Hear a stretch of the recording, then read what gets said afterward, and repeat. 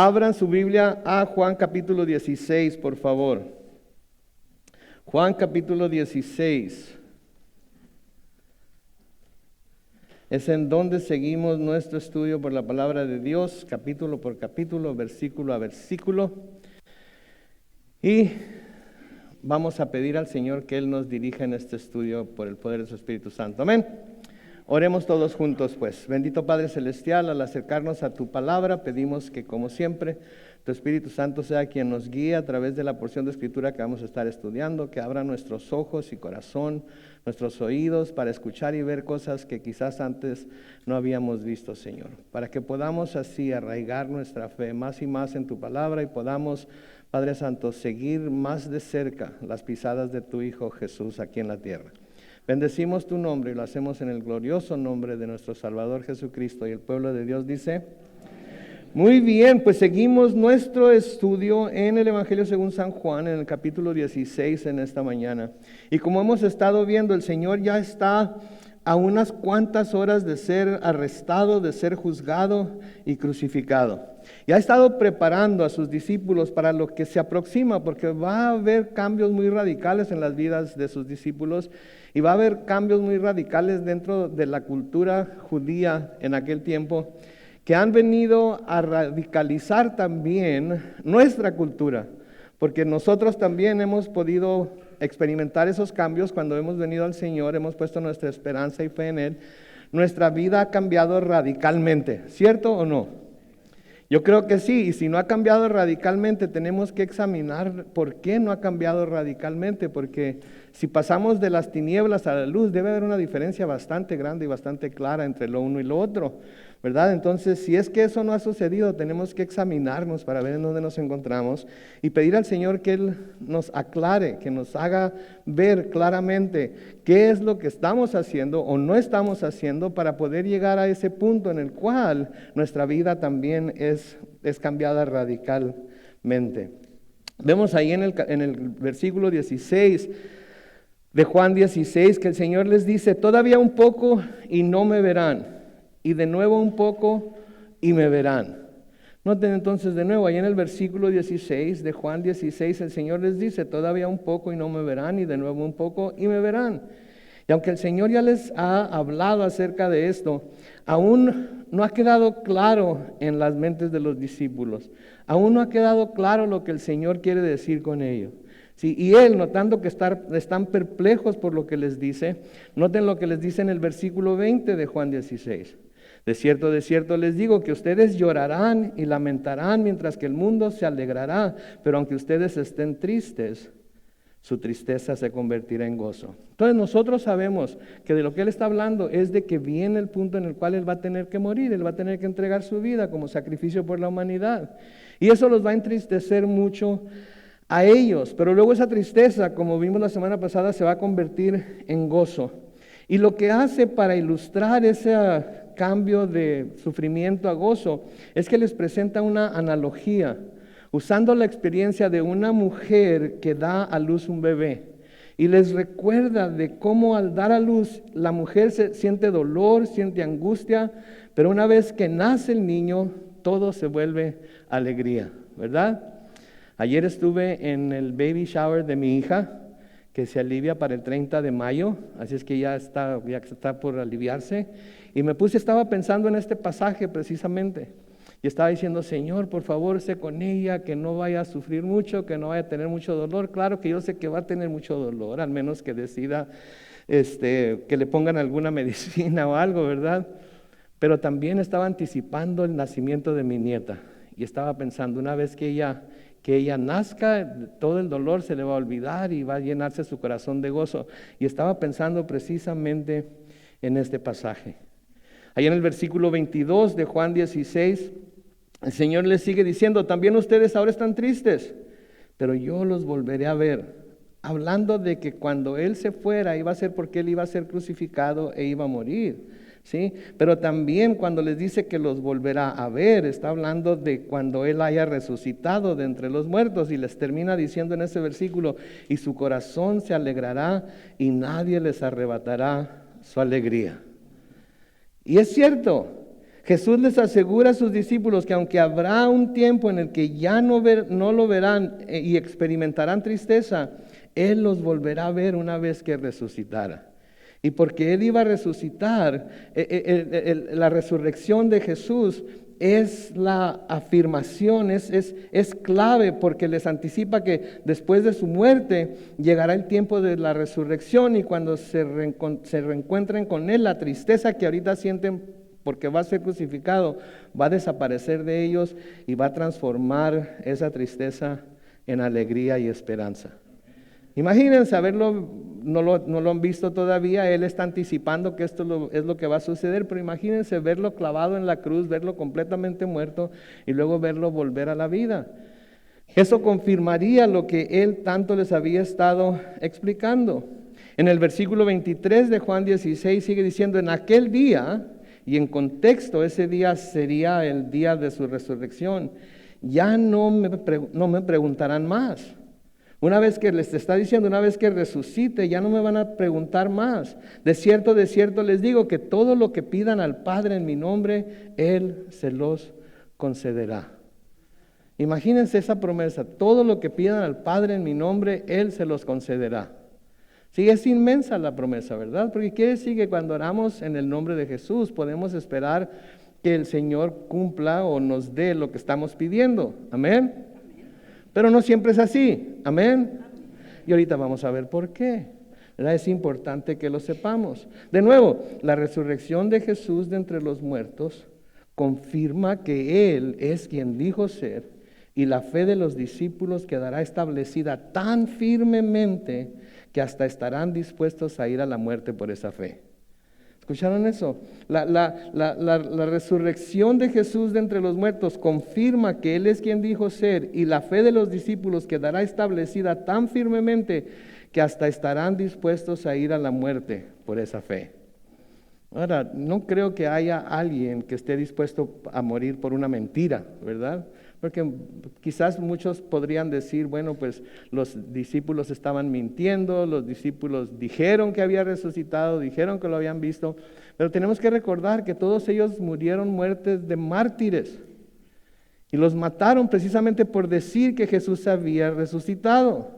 Ahora, yo no sé ustedes, pero yo no moriría por una mentira. Es más, a veces hasta ni por la verdad pienso que querría morir, pero menos por una mentira, ¿verdad? Y entonces ellos, quedó tan arraigada la fe de ellos en Jesús en su corazón que estuvieron dispuestos a ir a la muerte por esa fe. La segunda parte del versículo 23 les dice: de cierto les digo, que todo lo que pidan al Padre en mi nombre, Él se lo dará. Ahora, aquí es donde tenemos que hacer una aclaración. De hecho, ya vimos algo sobre este tema cuando estudiamos el capítulo 14 y el versículo 13 de Juan. Pero aquí lo vuelve a tocar, y cuando el Señor vuelve a tocar un tema en las Escrituras es porque es importante que nosotros lo entendamos claramente y sepamos cómo aplicarlo en nuestras vidas. Entonces, por eso lo está de nuevo trayendo a la luz. Ahora, pedir en el nombre de Jesús no es una fórmula que se pueda añadir al final de las oraciones para asegurar que la oración va a ser contestada favorablemente. ¿Escucharon eso? Tomen nota de ello. Pedir en el nombre de Jesús no es una fórmula que se pueda añadir al final de las oraciones para asegurar que la oración va a ser contestada favorablemente. Orar en el nombre de Jesús implica que al momento de orar, prestemos atención a esto, no oramos solamente por interés propio. En otras palabras, no estamos orando solamente por aquello que nosotros queremos, por aquello que nosotros deseamos que el Señor haga por nosotros, sino que buscamos que nuestras peticiones se alineen con los deseos de Cristo. Acuérdense, estamos orando en el nombre de Cristo. Entonces, cuando estamos orando en el nombre de Cristo, quiere decir que estamos pidiendo cosas que Él pediría. Cosas que Él pediría. Si ustedes mandan a alguien a hablar con un servidor y esa persona viene y dicen: vengo en nombre del hermano fulano de tal, y me dijo que le pidiera a usted que le enviara X cosa. La persona está pidiendo lo que el que lo envió quiere, no lo que él quiere o necesita. Entonces, de nuevo, orar en el nombre de Jesús implica que al momento de orar no oramos solamente por interés propio, sino que buscamos que nuestras peticiones se alineen con los deseos de Cristo. Es decir, debemos buscar que se cumpla lo que Él mismo anhelaría. Eso es lo que quiere decir orar en el nombre de Jesús. No es una fórmula mágica, no es pedir lo que uno quiera en el nombre de Jesús y automáticamente lo va a recibir. Eso no es lo que dice la palabra. Sí, se asemeja a la situación en la que una persona cercana a usted, quizás y muy querida, le otorga una carta poder. Todos sabemos lo que es una carta poder. Sí, la persona le da a uno una carta para que uno tome decisiones por esa persona. ¿Sí? Entonces se asemeja a la situación en la que una persona cercana y muy querida otorga una carta poder, confiando en que la persona que recibe esa carta poder, ¿sí?, va a actuar de la manera que ella, la persona que expidió la carta, lo haría, velando siempre por sus intereses y deseos. Entonces quiere decir que cuando el Señor dice van a poder orar en mi nombre y el Señor les va a dar lo que pidan, debemos asegurarnos de que lo que estamos pidiendo es de acuerdo a los deseos de Jesús y no de acuerdo a nuestros propios deseos. Y creo que por eso muchas veces nuestras oraciones no son contestadas o contestadas positivamente. Porque creemos que al decir en el nombre de Jesús, lo que sea que hayamos pedido se nos va a otorgar. Y no es así.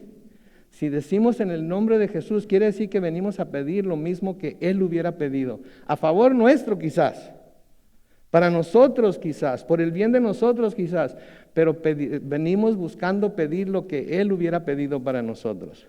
Y para poder hacer eso tenemos que conocer la voluntad de Jesús que nos es revelada a través de las Escrituras. Amén. Por eso es tan importante la meditación y la instrucción en la Biblia, para que nos demos cuenta antes de pedir si lo que estamos pidiendo está de acuerdo o va de acuerdo con lo que Jesús pediría o estamos simplemente pidiendo egoístamente. Yo creo que ninguno de nosotros que se nos diera una carta poder buscaríamos abusar el poder que se nos ha otorgado, ¿no es cierto? Sino que buscaríamos usar ese poder para cumplir con los deseos de la persona que nos dio la carta. ¿Sí? Yo no sé ustedes, pero yo he pensado mucho en ese momento en el que ya no tenga la facultad para tomar decisiones, etcétera, etcétera. ¿A quién le voy a dar esa carta poder para que tome decisiones por mí? Y al pensar en esa persona, voy a buscar una persona que tome las decisiones que yo tomaría si tuviera la habilidad para responder. Claro que la manera en la que esa persona va a poder hacer las cosas como yo quiero es si yo le digo a él o ella de antemano lo que espero que haga. Y la manera en la que Dios nos dice a nosotros lo que espera que hagamos es a través de la palabra de Dios. Y por eso, de nuevo, es importantísimo que la palabra de Dios rija nuestras vidas, porque solamente si la palabra de Dios rige nuestras vidas que vamos a estar seguros que lo que estamos pidiendo es de acuerdo a la voluntad de Dios, y entonces vamos a estar seguros de ¿qué? De que Él nos lo va a conceder. ¿Sí? Si todo lo que tuviéramos en cuanto a este tema fueran estos versículos, podríamos llegar a la conclusión que podemos pedir cualquier cosa a Dios y si la pedimos en el nombre de Jesús, Él estaría, escuchen esta palabra, obligado a hacerlo. Y hemos llegado, creo yo, muchos cristianos a creer que solamente porque decimos en el nombre de Jesús, Dios está obligado a hacer lo que estamos pidiendo. Y Dios no está obligado a hacer absolutamente nada porque conocemos a Dios como un Dios que soberano. Él toma sus propias decisiones. Decir en el nombre de Jesús no quiere decir que le vamos a torcer el brazo para que haga lo que nosotros queremos. Simplemente quiere decir de nuevo que nos vamos a asegurar de pedir en el nombre de Jesús lo que Él mismo hubiera pedido. ¿Sí? Lo que Él mismo hubiera pedido. Ahora, a menudo, si somos honestos, no sabemos cómo orar por las cosas, ¿verdad? A veces venimos al Señor en oración y en lugar de primero reconocer su santidad, su majestad, su bondad, etcétera, etcétera, sacamos la lista de cosas que queremos. Y empezamos con la lista, ¿verdad? En lugar de primero venir con reverencia y acercarnos a Él, como el Señor les enseñó a sus discípulos a orar. ¿Cómo les enseñó? Padre nuestro que estás en los cielos, santificado sea tu nombre. Vénganos tu reino, hágase tu voluntad, aquí en la tierra como en el cielo. ¿Se fijan cuánto dijo antes de pedir lo que va a pedir? Primero reconoció la santidad de Dios, reconoció que Él estaba en el cielo y Él, Jesús en ese tiempo, estaba en la tierra. ¿Sí? Entonces tenemos que poner a nuestro Dios en el lugar que le corresponde para luego dirigirnos a Él con lo que queremos o necesitamos. Y cuando vemos en realidad a través de las Escrituras y de la luz de las Escrituras lo santo que es, lo perfecto que es, lo justo que es, en lugar de seguir con nuestra lista de peticiones, en realidad eso debe de tener el mismo efecto que la visión de Isaías tuvo sobre él en Isaías 6. ¿Qué fue? Cayó de rodillas y ¿qué dijo? Soy hombre muerto. ¿Por qué? Porque había visto a Jehová de los ejércitos.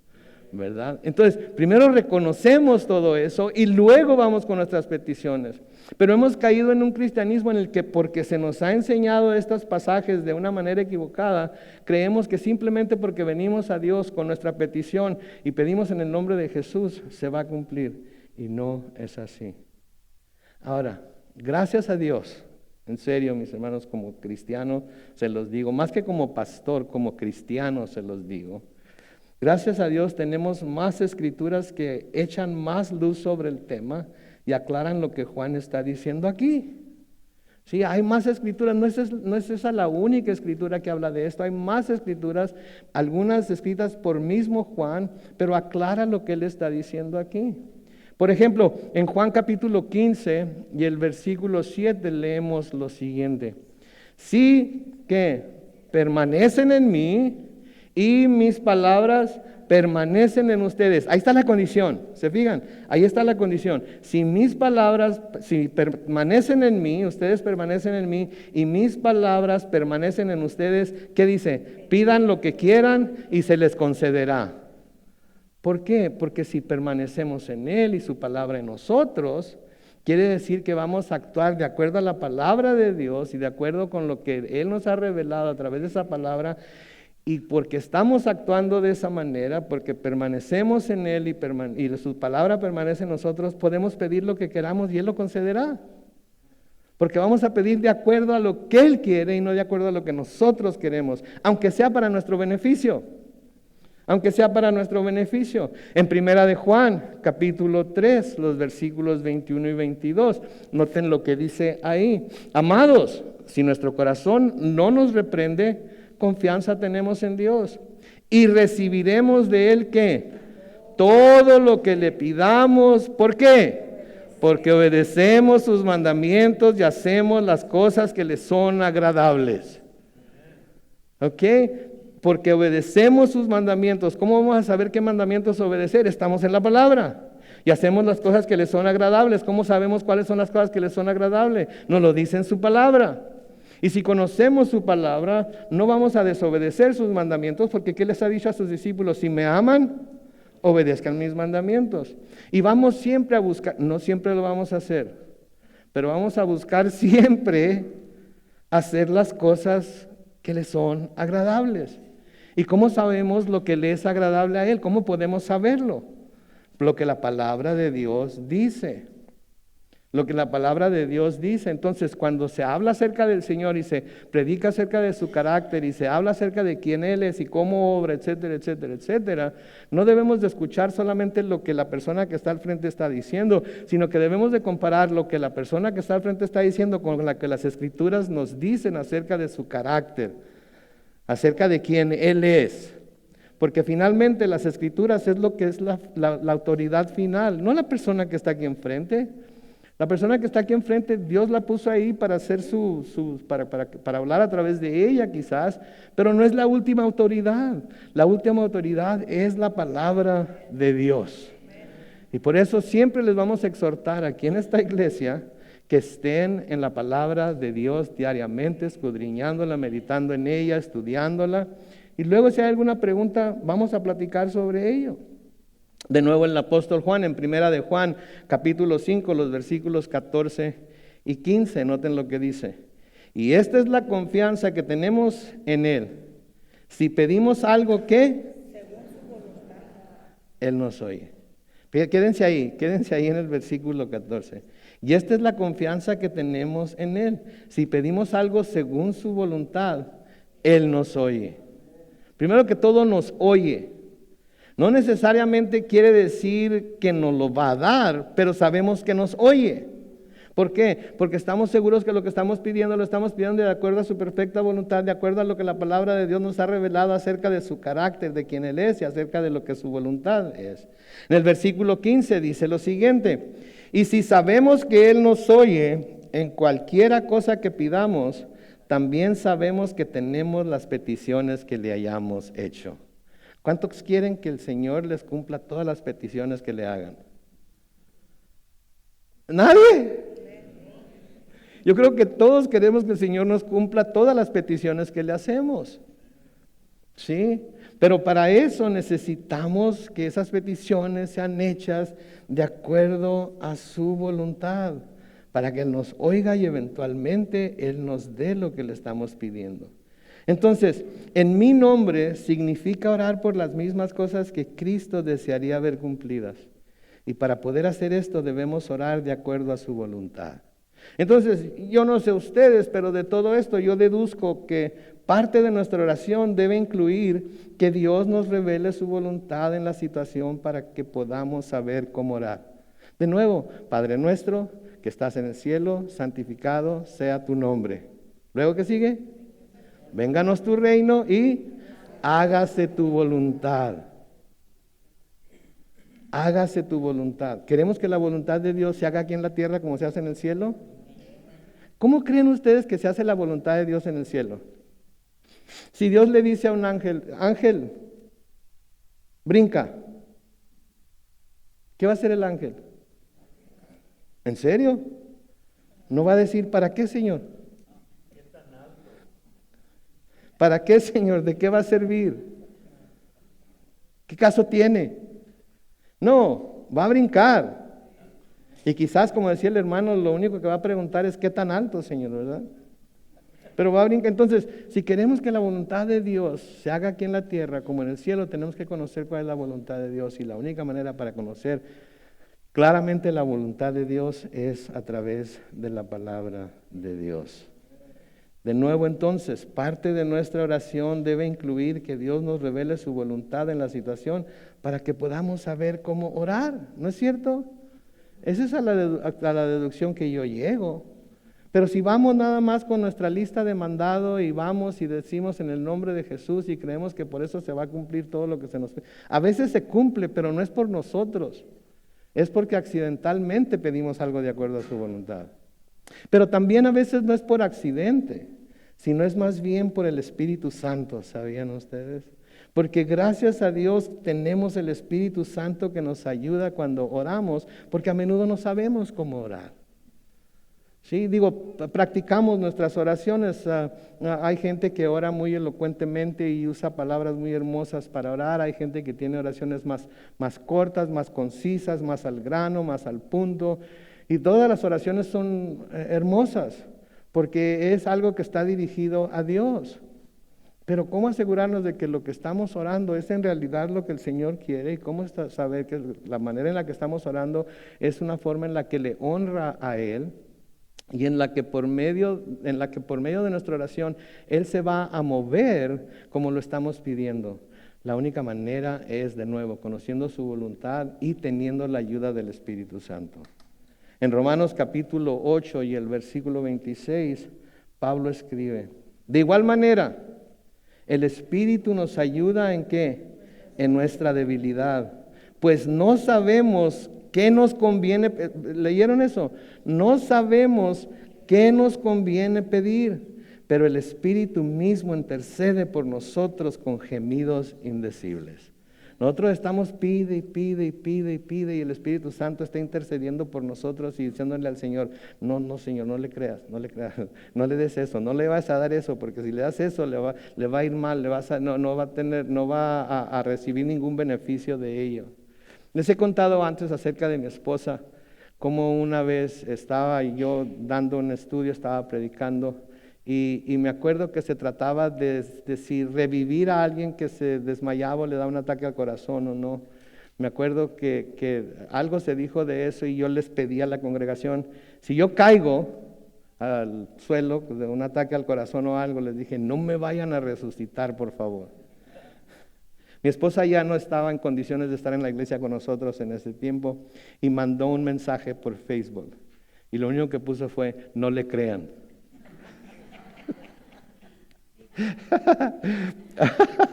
Así me imagino yo al Espíritu Santo a veces, que nosotros estamos pidiendo lo que nosotros queremos, pero Él sabe que no nos conviene, Él sabe que no es lo que Dios quiere y Él dice no le crean. Entonces intercede por nosotros y porque el Espíritu Santo intercede por nosotros, aun cuando no recibamos lo que hemos pedido, porque no es de acuerdo a la voluntad de Dios, de todas maneras tenemos paz. Y aunque la situación no cambia, nosotros cambiamos. Y creo yo que ese es el punto de la oración, no que la situación cambie, sino que nosotros cambiemos. Que nosotros nos alleguemos más a lo que es la voluntad de Dios, aunque a veces esa voluntad de Dios trae pruebas, trae dificultades, trae tribulaciones a nuestra vida. Noten el versículo 24 de Juan 16. Hasta ahora nada han pedido en mi nombre. Y aquí está otra vez esa promesa, pidan y recibirán para que su alegría se vea cumplida. Noten, hasta ahora nada han pedido en mi nombre, pidan y recibirán para que su alegría se vea cumplida. Reina Valera 60 dice gozo, ¿verdad? Pero la Reina Valera contemporánea dice alegría. Me gusta más la palabra alegría, la entiendo mejor y sé cómo aplicarla. Ahora, hasta ahorita ellos no han necesitado pedir nada al Padre, ¿no es cierto? Hasta ahorita ellos no han necesitado pedir nada al Padre. ¿Por qué? Porque Jesús ha estado con ellos y Él ha sido el que ha estado orando e intercediendo por ellos. Pero una vez que Él vuelva al Padre, serán ellos los que tengan que pedir y la forma de acercarse al Padre es en el nombre de Jesús. Entonces, Él les está diciendo, saben que hasta ahorita ustedes no han tenido que acercarse a Dios, no han tenido que pedirle nada a Dios. Les está insinuando que Él ha estado ahí para ellos, Él ha estado intercediendo, pero ustedes no han tenido que pedir nada. Entonces, de ahora en adelante, cuando ustedes pidan, van a tener que pedir en mi nombre. Y al tener la experiencia, mis hermanos, de poder acercarse libremente y ser recibidos por el Padre en el nombre de Jesús, el corazón de ellos, y creo que nuestro corazón también, experimenta un verdadero gozo o alegría. Entonces, saber que nos estamos acercando al trono de gracia, sabemos que estamos siendo recibidos delante del trono de gracia, porque lo estamos haciendo no por méritos propios, que ninguno de nosotros tenemos méritos que nos hagan merecer que podamos acercarnos al trono de gracia, sino que por los méritos de Jesús podemos acercarnos a ese trono de gracia, y cuando nos damos cuenta de eso, eso nos hace experimentar verdadero gozo y alegría. Eso es lo que les está diciendo que ellos van a experimentar una vez que ellos puedan ir delante de Dios, hacer sus peticiones en el nombre de Jesús, porque ellos conocieron a Jesús, ellos sabían lo que Jesús quería, ellos sabían lo que Jesús deseaba, ellos sabían cómo operaba Jesús, y entonces iban a pedir de acuerdo a la naturaleza que habían conocido en Jesús. Entonces, la oración, ¿sí? Ese modo de acercarnos al Señor es lo que el Señor nos dejó para que, aunque Él no está con nosotros físicamente, porque está en el cielo físicamente, y aunque nos ha dado el Espíritu Santo, es la forma en la que nosotros podemos tener comunión con el Señor. Antes de venir al Señor no teníamos ninguna comunión con Dios. Sabíamos de Él y a veces decíamos cosas como, ay Diosito Santo, ayúdame, ¿verdad? O Señor, sácame de esta, y si me sacas de esta ya nunca más voy a volver a hacer tal o cual cosa, ¿verdad? Esa era nuestra comunicación con el Señor, porque no sabíamos cómo comunicarnos. Pero recordemos ese momento tan especial cuando el Señor nos alcanzó. A ver, acuérdese, piense, ¿se acuerda de ese momento en el que el Señor finalmente lo o la alcanzó y usted reconoció su necesidad de un Salvador y pidió perdón por sus pecados y dijo, Señor, perdóname, hazme una criatura nueva, ayúdame a vivir por ti, en ti, para ti, etcétera, etcétera? Recuerde ese momento tan especial cuando el Señor lo alcanzó. Cuando comenzamos a creer en Él y a depositar nuestra fe en su persona y su obra. Porque empezamos a creer en Él, ¿no es cierto? Empezamos a tener esa confianza de que Él había terminado la obra, por lo tanto, si Él ya terminó la obra, ya no tengo que hacer yo nada, porque lo que Él hizo en la cruz, con eso cumplió todo, ¿verdad? ¿Se acuerdan? Consumado es, ¿verdad? Consumado es. Entonces tenemos esa experiencia. Fue en ese tiempo, ¿sí?, al iniciar nuestro caminar cristiano, que comenzamos a experimentar un deseo genuino de orar. En donde yo quiero aprender a orar. Y escuchábamos a hermanos ya con años en el Evangelio y pensábamos, yo quiero orar como ese hermano. Yo quiero orar como esa hermana. Yo quiero orar con esas palabras. Yo quiero buscar oraciones en la palabra de Dios que Pablo haya hecho, que Juan haya hecho, y quiero que David haya hecho en los Salmos. Y quiero orar de acuerdo a esas peticiones que ellos hicieron. ¿Sí? Al iniciar entonces nuestro camino cristiano, nuestro caminar cristiano, comenzamos a experimentar ese deseo genuino de orar, de tener comunión con Dios. Y nos acercamos a Él. En aquel tiempo nos acercamos con mucha reverencia y confianza, ¿no es cierto? Pero de alguna manera, conforme pasa el tiempo, se empieza a perder la reverencia. Se empieza a perder la reverencia. Seguimos confiando, pero se empieza a perder la visión de un Dios perfecto, santo y justo al que nos estamos acercando. Y se empieza a perder la visión de que por eso nos debemos acercar a Él en el nombre de Jesús. No es para que nos cumpla lo que vamos a pedir, sino para que seamos hechos aceptables delante de Él cuando vengamos con Él con nuestras oraciones. ¿Sí? Es para que podamos venir con confianza y sepamos que Él nos está recibiendo cuando traemos nuestras oraciones. Al elevar nuestras oraciones, poco a poco comenzamos a experimentar la presencia y el testimonio del Espíritu Santo en nuestra vida, ¿no es cierto? Ya no oramos como orábamos cuando comenzamos a ser cristianos. Es más, me atrevo a decir que ya muchos de nosotros ya no pedimos siquiera como pedíamos cuando aprendimos a ser cristianos, cuando recién vinimos a Cristo. Sí, empezamos a sentir la presencia del Espíritu Santo, empezamos a sentir la dirección del Espíritu Santo en nuestras vidas y empezamos a escuchar el testimonio de que Él estaba en nuestra vida y Él era quien nos estaba dirigiendo a uno en nuestras mismas oraciones. Él era el Espíritu Santo el que confirmaba en nuestro interior que nuestras palabras eran y son escuchadas por el Padre. Sí, porque una vez que terminamos de orar, yo no sé si alguna vez ustedes han orado tanto por una sola cosa que terminan cansados o cansadas de orar. Y se levantan de su lugar de oración, pero se levantan confiados en que el Señor los escuchó.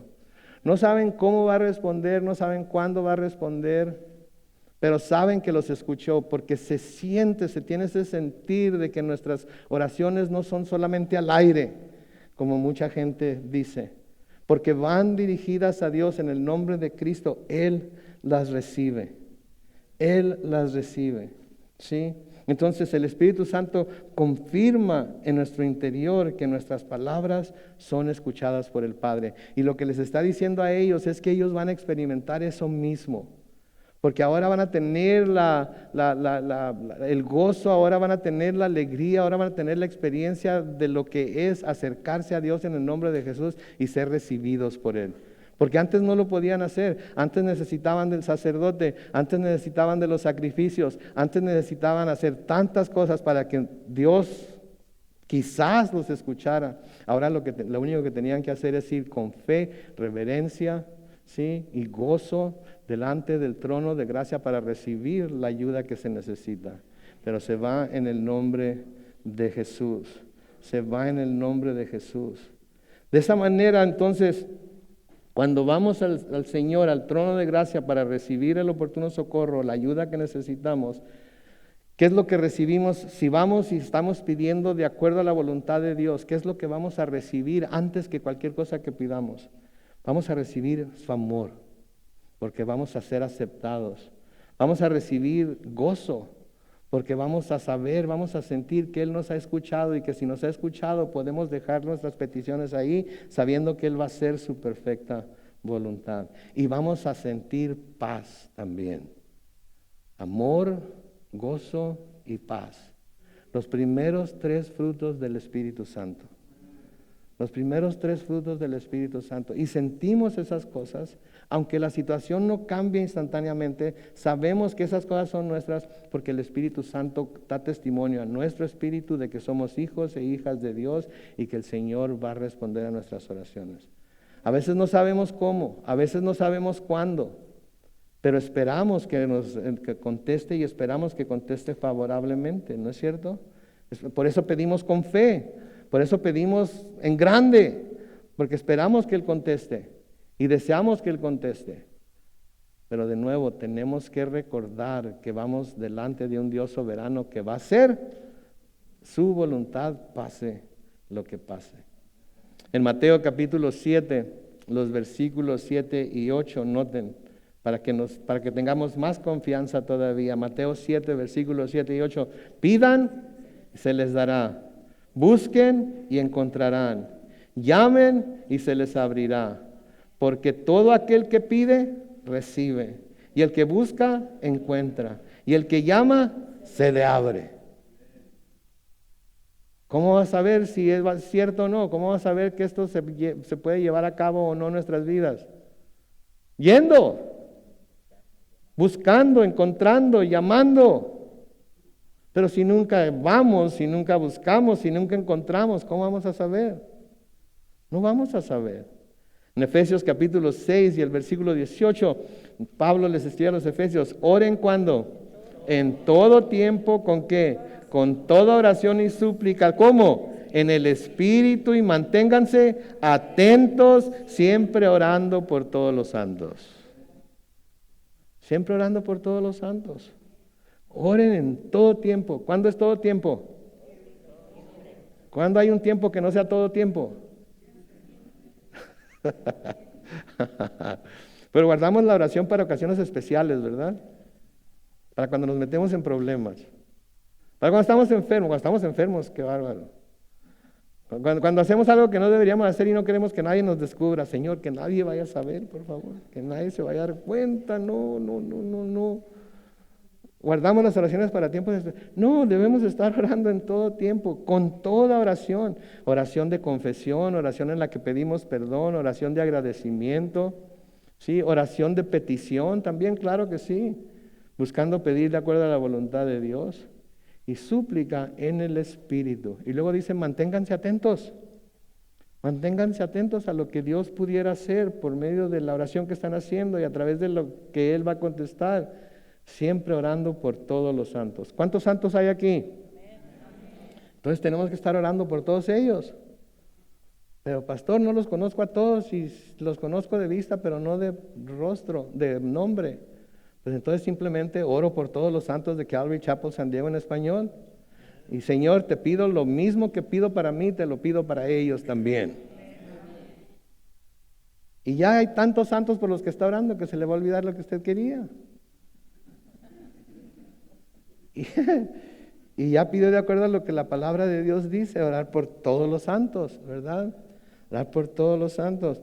Primera de Tesalonicenses 5:17, el versículo por excelencia de la oración que dice, oren sin cesar. No dice oren sin César, dice oren sin cesar, sin detenerse, sin parar. Quiere decir que andamos en el mercado y andamos orando. Quiere decir que estamos echando gasolina y estamos orando por la persona que está a un lado, por nuestros hijos que están en el carro, por nuestro cónyuge que anda trabajando o fuera de la ciudad o lo que sea, por nuestro pastor, por favor, oren por su pastor, orando por los hermanos que conocemos que pudieran estar enfermos, como hoy vamos a orar por nuestro hermano Luis, vamos a orar por nuestra hermana Carla, porque uno no se está sintiendo bien ahorita, la otra va a ser intervenida quirúrgicamente este próximo martes, entonces manténganos en nuestras oraciones. Siempre hay razones por las que debemos estar orando. Si no de rodillas en nuestro closet de oración, debemos estar constantemente intercediendo los unos por los otros. En la segunda parte del versículo 24, noten lo que dice: para que su alegría o gozo se vea cumplida. Y esto es lo que pasa cuando le damos prioridad en nuestra vida a la oración. Esto es lo que pasa cuando le damos prioridad en nuestra vida a la oración y buscamos constantemente el rostro de Dios. Hay gozo en nuestro corazón. De nuevo, aun cuando la situación no cambie, porque sabemos que nos oyó, nos escuchó. Y si nos escuchó, Él va a hacer algo. No estamos seguros qué todavía, pero Él va a hacer algo. Y a veces hace cosas tan milagrosas, tan grandes, que nos asombramos que las haya hecho. ¿Sí? Y a veces nos dice: espérate. Hay algo que se tiene que aprender. Hay un propósito en lo que está pasando. Y hasta que ese propósito no se cumpla, yo no voy a hacer nada por robarle el efecto que esto que está pasando debe tener sobre la persona por la que estamos orando. Nosotros queremos que siempre las personas por las que oramos les vaya bien en todo, ¿verdad? Que sean sanadas, que sean ricas, que sean etcétera, etcétera, etcétera. Desafortunadamente a veces el Señor, esa no es la voluntad de Él para esa persona. ¿Sí? Yo le pedí mucho a Dios que sanara a mi esposa. Muchos de ustedes estuvieron pidiéndole mucho a Dios que sanara a mi esposa. El Señor decidió llevársela al cielo. ¿Me voy a enojar con Dios? ¿Voy a amargarme contra Dios porque decidió llevársela al cielo? ¿Escucharon lo que dije? El Señor decidió llevársela al cielo. ¿Me voy a enojar con Dios porque se la llevó al cielo? Pregúntenme si le extraño. Pregúntenme. Claro que le extraño. Pero yo sé que está mucho mejor en el cielo que como la vi la última vez aquí en la tierra. Entonces me gozo y vivo con la esperanza de que va a llegar el día en el que yo también voy a ser llamado a la presencia del Señor. Y cuando llegue, después de poner mis coronas a los pies de Cristo y de darle las gracias, voy a ir a buscar a mi esposa. No sé cómo me vaya a recibir, ¿verdad? Porque las Escrituras dicen que ya no vamos a estar casados como estamos aquí en la tierra, ¿verdad? Porque allá no se va a dar en matrimonio, ni se va a tomar no sé cómo vaya a ser, pero yo sé que la voy a buscar, ¿verdad? A lo mejor le va a extrañar que me hayan dejado entrar, no sé. Pero yo la voy a ir a buscar. Entonces, de nuevo, esto es lo que pasa cuando damos prioridad a nuestra vida de oración y buscamos constantemente el rostro de Dios. Trae gozo a nuestra vida, trae alegría a nuestra vida, trae confianza, trae paz, trae esperanza a nuestra vida. Aunque la situación no cambie, nosotros estamos cambiando y estamos viendo las cosas como Dios las ve y empezamos a encontrar cosas bellas en lo que antes no era bello para nosotros. ¿Sí? ¿Se han leído la parte en donde el Señor Jesucristo les dice a sus discípulos que si tuvieran la fe como grano de mostaza, le dirían a aquel cerro: quítate de ahí y échate al mar? ¿Y qué iba a hacer el cerro? Se iba a quedar, se iba a quitar y se iba a echar al mar, ¿verdad? ¿Algunas veces le han pedido ustedes a un cerro que se quite donde está y se eche al mar? No, nunca lo han intentado. Entonces, ¿cómo van a saber si es verdad o no? ¿No hay suficiente fe? Sí, me acuerdo de nuevo cuando mi esposa fue al cielo. Del frente de la iglesia donde estábamos se ve un cerro, creo que aquí también se ve un cerro por allá en el oriente, muy alto, ¿verdad? Y me acuerdo que una vez lo calé. Dije: aquí estamos tan cerca del mar, ¿verdad? A lo mejor está más fácil porque está bien cerca del mar, ¿verdad? Y el cerro, me acuerdo que en ese tiempo era el otoño y estaba todo feo y seco y todo. Cerro, quítate de ahí y échate al mar. Y nada pasó.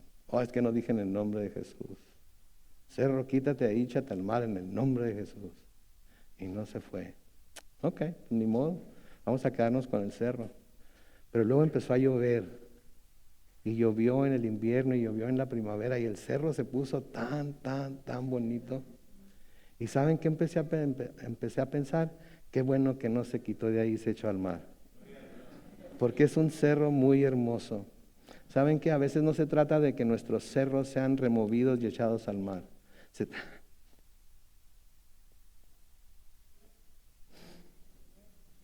Se trata de que aprendamos a vivir con ellos delante de nosotros. Se trata de que aprendamos a amarlos, a apreciarlos por lo que han traído a nuestra vida. Y a veces esos cerros son difíciles, yo lo sé, pero con el tiempo nos damos cuenta de que Dios tenía un propósito en ellos y se nos hacen hermosos.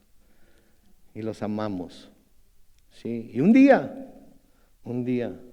vamos a estar en ese monte de Sión, allá en el cielo, en la Nueva Jerusalén, y ese monte va a ser hermoso para nosotros también. Pero de nuevo, esto es lo que pasa cuando le damos prioridad a nuestra vida de oración y buscamos constantemente el rostro de Dios. En el Salmo 89, los versículos 15 y 16 dice: dichoso el pueblo que sabe aclamarte y que anda, Señor, ¿cómo? A la luz de tu rostro. En tu nombre se alegrará todo el día y en tu justicia será enaltecido. Ese es en realidad lo que debemos buscar. Eso es en realidad a lo que debemos levantarnos y pedir cada mañana. ¿Sí? Aclamar al Señor. ¿Sí?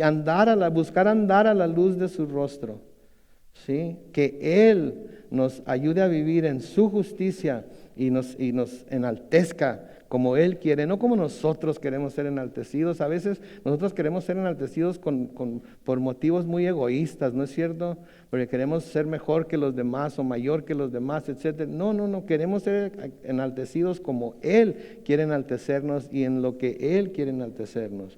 De nuevo, buscando su voluntad. En el Salmo 16 y el versículo 11, Salmo 16 y el versículo 11 dice: tú me enseñas el camino de la vida. ¿Qué sigue diciendo? Con tu presencia me llenas de alegría. Estando a tu lado seré siempre dichoso. Entonces, ¿cómo vamos a ser llenos de alegría? En la presencia de Dios. ¿Y cómo vamos a estar siempre dichosos aún entre las pruebas? Estando a su lado. Él es la razón de vivir. Él es la razón por la que hacemos lo que hacemos. Él es la razón por la que podemos tener gozo en nuestra vida, aún en los momentos difíciles. Es Él. Se trata de Él y solamente de Él, no de nosotros. ¿Sí? En el versículo 25 de Juan 16 les sigue diciendo, noten: les he hablado de esto en alegorías. ¿Qué es esto? De todo lo que les ha estado señalando. De que se va a ir, de que va a volver, de que ahorita lo ven por un poco, pero luego no lo van a ver, pero luego lo van a volver a ver. Y sigue diciendo en el versículo 25, pero viene la hora en que ya no les hablaré por alegorías, sino que claramente les anunciaré acerca del Padre. De nuevo, después de muerto y resucitado, ya no habría necesidad de hablarles en alegorías. Su misión había sido terminada, todo lo que vino a hacer ya hubiera sido hecho y ellos entenderían la razón de su venida. Les podría hablar abiertamente acerca del Padre porque todo habría sido revelado ahora a través de Él. Ya no les tendría que ilustrar nada porque todo les quedaría claro. Todo les quedaría claro. Recuerden, lo vieron muerto y luego 3 días después lo verán resucitado. Versículo 26, en aquel día ustedes pedirán en mi nombre y no les digo que yo rogaré al Padre por ustedes, pues el Padre mismo los ama porque ustedes me han amado y han creído que yo salí de Dios. Noten, aquí el Señor está hablando del acceso que los creyentes tenemos al Padre. ¿Por qué? Porque Él nos ama. Él nos ama. Y noten por favor que esto lo dijo antes de ir a la cruz. Lo dijo antes de ir a la cruz, lo que quiere decir que Dios siempre nos ha amado aun cuando nosotros no le amábamos a Él. Nosotros le amamos a Él, ¿por qué? Porque Él nos amó primero. Entonces, no dijo Dios, bueno, si me aman yo los voy a amar.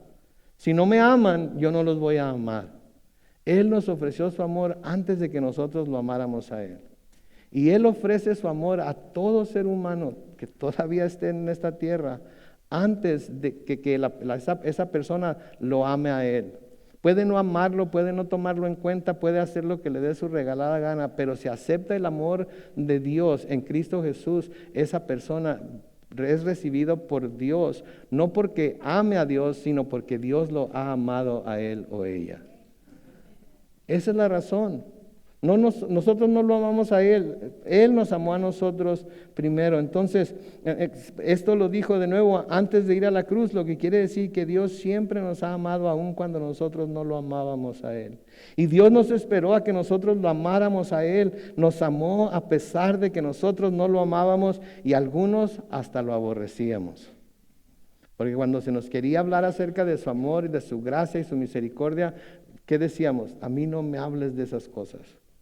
No quiero saber de tu Dios, no quiero saber de tu Cristo, no quiero saber de tu Biblia, no quiero escuchar nada que me tengas que decir. Son puras mentiras, son fábulas, son esto, son lo otro, son aquello. Y hasta lo aborrecíamos, lo odiábamos, sin que Él nos hubiera hecho nunca absolutamente nada. Al contrario, lo único que había hecho es mostrarnos su amor, porque de tal manera que amó Dios al mundo, que dio a su Hijo unigénito para que todo aquel que en Él cree no se pierda, mas tenga vida eterna. Entonces, Dios nos esperó a que nosotros lo amáramos a Él. Dios nos amó a pesar de que nosotros no lo amábamos. ¿Sí? El apóstol Pablo les escribe a los Efesios, en Efesios 2, versículos 4 y 5. Pero Dios, cuya misericordia es ¿qué? Abundante. ¿Por qué? Por el gran amor con que nos amó, nos dio vida junto con Cristo, aun cuando estábamos muertos en nuestros pecados, la gracia de Dios los ha salvado. ¿Se dan cuenta de eso? Que Jesús murió cuando aún estábamos muertos en nuestros pecados. No dijo cambien, háganse buenos niños y niñas y entonces muero por ustedes. No, murió por nosotros para que nosotros ahora por su sacrificio y por la fe en Él podamos ser hechos criaturas nuevas. ¿Sí? Esa es la razón. Esa es la razón. Pero de nuevo, Dios nos amó a nosotros a pesar de que nosotros no lo amábamos. No se esperó a que lo amáramos para amarlo, para amarnos a nosotros. ¿Qué diferencia con nosotros, verdad? Porque nosotros, si me amas, yo te amo. Pero si no me amas, ni me hables, ¿verdad? Primero me tienes que demostrar que me quieres, primero me tienes que demostrar que me amas. Y una vez que tú me demuestres a mí que tú me amas, entonces yo puedo demostrarte a ti que yo te amo.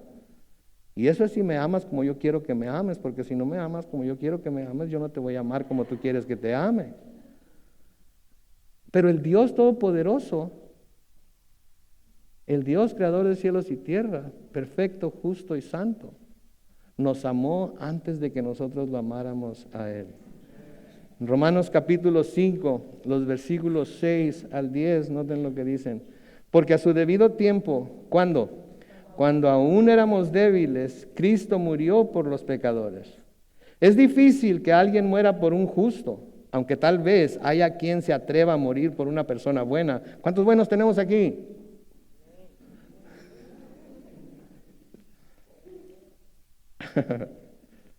Es difícil que alguien muera por un justo, aunque tal vez haya quien se atreva a morir por una persona buena. Versículo 8, pero Dios muestra su amor por nosotros en que cuando aún éramos pecadores, Cristo murió por nosotros.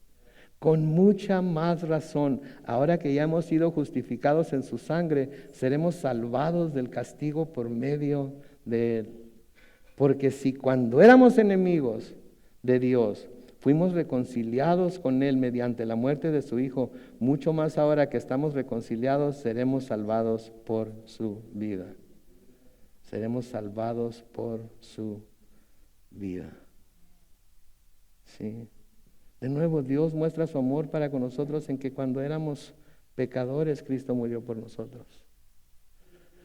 Efesios dice que estábamos muertos en nuestros pecados y transgresiones. Y Él decidió morir por nosotros aún así. Y ahora, porque en Jesús hemos sido hechos aceptos a Él, podemos acercarnos con confianza a su trono de gracia para recibir la ayuda que necesitamos, como nos dice Hebreos capítulo 4, versículos 15 y 16. Versículo 28 de Juan 16 dice, salí del Padre y he venido al mundo. Otra vez dejo el mundo y voy al Padre. Se fijan que ahora se los dijo claramente. Salí del Padre, vine de Dios, vine del cielo, ¿sí? Y vine al mundo. Pero ahora otra vez voy a dejar el mundo y me voy a ir con el Padre otra vez. Noten la respuesta de sus discípulos en el versículo 29. Sus discípulos le dijeron, ahora hablas claramente y ya no dices ninguna alegoría. Ahora les está diciendo tal y como es. Ahora Él les estaba hablando claramente, porque ya en otras ocasiones les había hablado de esto, pero les había dicho, por ejemplo, que volvería al que lo envió. Podrían decir, ¿y quién es el que te envió? ¿Verdad? En Juan 7:33. Les había dicho que a donde Él iría, ellos no podrían ir. En Juan 13:33. ¿Se acuerdan que preguntan, ¿y por qué no podemos ir con Él? Pues porque iba a ir al Padre y ustedes no son dignos de estar ante la presencia del Padre todavía, ¿verdad? Pero ahora les dice claramente de dónde vino y a dónde va. Y porque lo verán vivo después de haberlo visto muerto, entienden lo que quiere decir. Van a entender claramente lo que quiere decir. Y cuando lo vean ascender al cielo en las nubes, ¿qué creen que van a pensar? ¡Qué bárbaro! ¿Cómo no creímos antes? ¿Verdad? Versículo 30 les sigue diciendo, ahora entendemos que sabes todas las cosas y no necesitas que nadie te pregunte. Por esto creemos que has salido de Dios. Por esto creemos que has salido de Dios, porque ya nos has contestado todas las preguntas que teníamos. Y mis hermanos, así es la vida cristiana, ¿no es cierto? Comienza cuando ponemos nuestra fe en Cristo. Amén. Y cuanto más aprendemos sobre Cristo, más crecemos en esa fe. Amén. Y cuanto más confiamos en Jesús, más recibimos. Amén. Y mientras más recibimos, más podemos hacer para su gloria. No lo recibimos para nosotros mismos, lo recibimos para llevar gloria a aquel que dio su vida por nosotros y nos salvó. Y noten lo que de nuevo en el versículo 30. El versículo 29, sus discípulos le dicen, ahora hablas claramente y ya no dices ninguna alegoría. Ahora entendemos que sabes todas las cosas y necesitas que nadie te pregunte. Por esto creemos que has salido de Dios. Noten la respuesta de Jesús. Finalmente ya agarraron la onda, ya entendieron. Finalmente les entró en esa cabeza dura que tienen lo que les he estado tratando de enseñar. Eso es lo que les contesta. En el versículo 31, Jesús les respondió, ¿ahora creen? Ellos están diciendo, ahora creemos en ti, ahora sabemos que todo lo que dices es verdad. Y la pregunta de Jesús es, ¿ahora? ¿En serio? ¿Hasta ahora creen? Todos los milagros, los resucitados entre los muertos, todos los sanados, nada de eso les dio la idea de que a lo mejor había algo sobrenatural en mí. Ahora creen. Ahora. Con esto tuvieron ya. Ahora sí fue suficiente. Y luego para que supieran que Él sabía lo que había en sus corazones y para que ellos supieran que Él sabía lo que iban a hacer, noten lo que les dice en el versículo 32.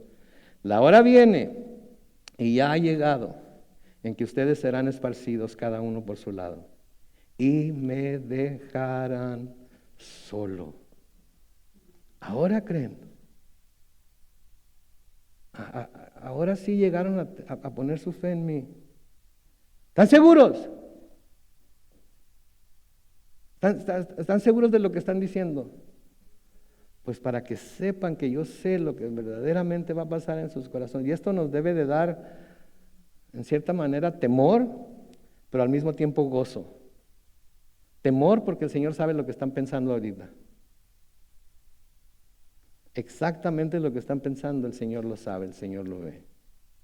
Pero gozo porque no tenemos que escondernos de Él por lo que pensamos, porque Él ya lo sabe.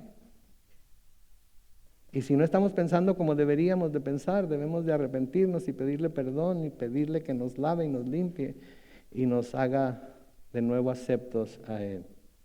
Y les dice de nuevo en el versículo 32, la hora viene y ya ha llegado en que ustedes serán esparcidos cada uno por su lado y me dejarán solo. Pero no estoy solo porque el Padre está conmigo. Noten que no les dijo y me van a desilusionar y me van a decepcionar y me van a dejar abajo y me van a dejar solo con toda la carga y no van a hacer absolutamente nada por mí. Así es que creen. No, ¿qué dice? Pero no estoy solo porque el Padre está conmigo. Nunca, nunca, nunca como cristianos vamos a estar solos aún en la más grande de las pruebas. El Padre siempre está con nosotros. El Padre siempre va a estar ahí como el buen pastor. ¿Sí? Jehová es mi pastor, nada me faltará. ¿Sí? Nada me faltará. Siempre va a estar ahí con nosotros. De nuevo, acaban de confesar su fe en Él, de reconocer que Jesús había salido de Dios, pero Él, conociendo el corazón del hombre, sabe que en su humanidad le van a fallar. Sabe que en su humanidad le van a fallar. Y ¿saben qué? Nosotros en nuestra humanidad también le vamos a fallar. No le vamos a fallar como fallábamos antes, de ninguna manera, porque hemos crecido en el conocimiento de Él, hemos crecido en el conocimiento de la palabra y el Espíritu Santo mora en nosotros y nos ayuda a navegar por las situaciones difíciles, pero le vamos a fallar como seres humanos que somos. Y el que diga que no, el que diga yo me comprometo a no fallarle en nada, va a ser el primero que va a caer. Porque como dice mi mamá, más pronto cae un hablador. ¿Sí? Entonces, ¿queremos fallarle? Para nada. Pero sabemos que como seres humanos podemos y de hecho quizás le fallemos más de lo que pensamos que vamos a fallarle. Sí, pero Él lo sabe. Y de nuevo esto nos debe dar temor por un lado, porque Él sabe. Pero por otro lado, confianza, porque sabe y no nos abandona. Amén. Versículo 33 dice, terminando aquí esta mañana, el versículo 36 dice, estas cosas les he hablado para que en mí tengan paz. En el mundo tendrán aflicción, pero confíen, yo he vencido al mundo. Yo he vencido al mundo. De nuevo, esta es una promesa del Señor. Estas cosas les he hablado para que en mí tengan paz. En otras palabras, mientras permanezcamos en Él, caminando con Él, cerca de Él, buscándolo a Él, vamos a tener paz. Pero luego nos asegura otra cosa, que en el mundo vamos a tener aflicción. Es una seguridad. Yo no sé cuántos de ustedes estén siendo afligidos ahorita por alguna u otra cosa. Yo no sé cuántos de ustedes estén pasando por alguna prueba, por alguna situación difícil con la familia, etcétera, etcétera, con el cónyuge, con sus padres, yo no sé. Pero es parte de la aflicción que vamos a sufrir en este mundo porque vivimos en un mundo caído.